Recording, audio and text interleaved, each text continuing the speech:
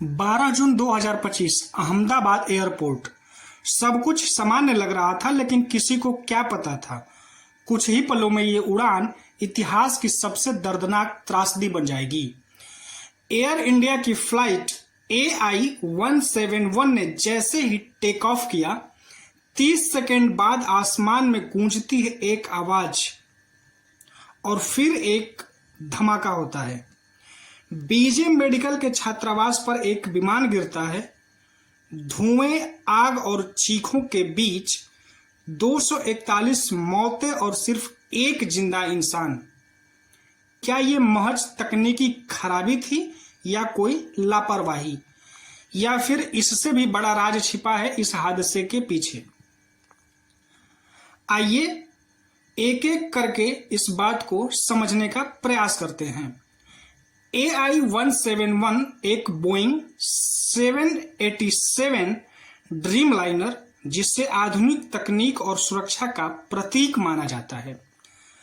उड़ान संख्या AI-171 अहमदाबाद से लंदन के लिए रवाना हुई थी दोपहर 1:38 पर।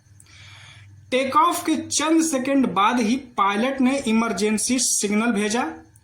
इंजन फेलर और लॉस ऑफ थ्रस्ट का इशारा मिला, लेकिन तब तक बहुत देर हो चुकी थी। विमान अचानक नीचे गिरा और जा टकराया अहमदाबाद के बीजे मेडिकल कॉलेज के छात्रावास भवन से, जहां छात्र दोपहर की पढ़ाई या आराम कर रहे थे। अब वहां सिर्फ राख, चीखें और मौतें थीं। हादसा में मरने वाले कुल संख्या अब तक 241 बताई गई है, जिसमें 230 यात्री और 11 क्रू मेंबर शामिल हैं। 28 छात्र व कर्मचारी जिन पर विमान गिरा है, भारत के नागरिक, ब्रिटिश नागरिक, डॉक्टर, बच्चे, बुजुर्ग सब शामिल थे। लेकिन इस बड़े हादसे के बीच में एक व्यक्ति बच गया। नाम है विश्वास कुमार रमेश। सीट संख्या 11A पर बैठे थे।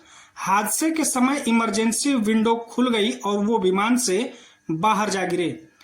चेहरे और सीने पर जख्म, लेकिन सांसें चल रही थीं। ये कैसे हुआ, क्या हुआ, अब भी जांच का विषय है। इस हादसे ने सिर्फ शरीर नहीं, घर घर को उजाड़ दिया।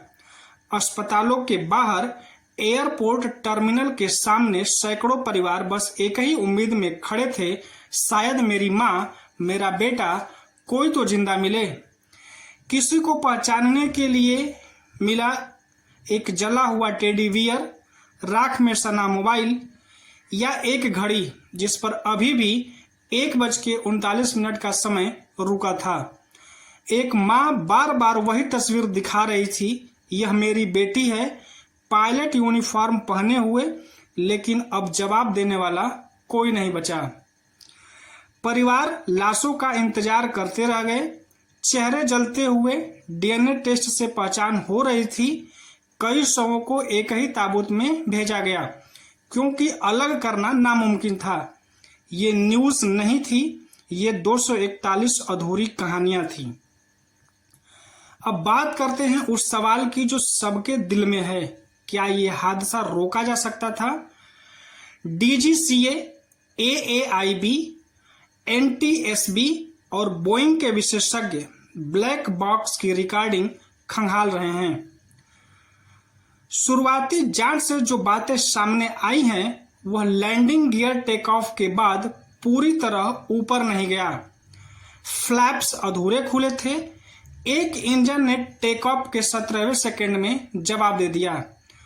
पायलट ने गो अराउंड का इशारा नहीं दिया। सवाल उठते हैं कि क्या विमान को जबरदस्ती उड़ाया गया, क्या मेंटेनेंस में गड़बड़ी थी, या क्या कोई ह्यूमन एरर हुआ? AI-171 के पिछली उड़ानों में भी एक बार हाइड्रोलिक फ्लूइड लीकेज की शिकायत आई थी। क्या वो ठीक से रिपेयर हुआ था? सरकार ने जांच के आदेश दे दिए हैं। एयर इंडिया ने मारे गए लोगों के परिवारों को 2 करोड़ तक के मुआवजे की घोषणा की है। लेकिन क्या पैसे से वो खालीपन भर सकता है? कुछ मीडिया चैनल इस हादसे को ब्रेकिंग न्यूज की तरह दिखा रहे थे, लेकिन जमीन पर वो परिवार थे जो बस एक नाम सुनने को तरस रहे थे। यह वक्त है जिम्मेदारी लेने का, सरकार, एयरलाइंस और मीडिया तीनों की। हमारी तरफ से उन 241 लोगों को दिल से श्रद्धांजलि, जिन्हें ना कोई अलविदा कहने का मौका मिला, न बचने की उम्मीद। 241 आत्माएं, एक चमत्कार और ढेरों सवाल। अगर आप इस हादसे से भावुक हैं तो वीडियो को शेयर कीजिए, दुआ कीजिए कि आगे कभी ऐसा न हो, और याद रखिए, हवाई यात्रा सिर्फ टिकट और बोर्डिंग पास नहीं होती, वो होती है किसी की पूरी दुनिया एक उड़ान में। जय हिंद, ओम शांति।